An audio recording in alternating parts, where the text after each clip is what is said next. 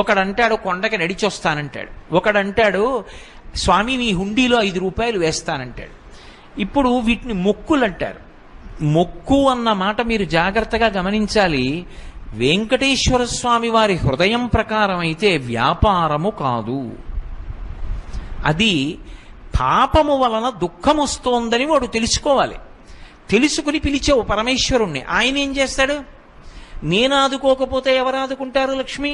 అందుకుని ఉంటాను ఈ కలియుగంలో వెంకటాచలం మీద. ఎవడు ఎక్కడ ఎంత మౌనంగా లోపల లోపల పిలిచినా నాకు వినపడుతుంది. నేను వింటాను, వాణ్ణి ఉద్ధరిస్తాను ఆపదలోంచి. వాడు నా మొక్కు తీరుస్తాడు. ఆ డబ్బు పట్టుకొచ్చి నా హుండీలో వేస్తాడు. నేనేం చేస్తానో తెలుసా? పరమధర్మాత్ముడు నన్ను చూడకుండా ఉండలేక, నాన్నగారిని చూడకుండా ఉండలేక వచ్చినటువంటి కొడుకులా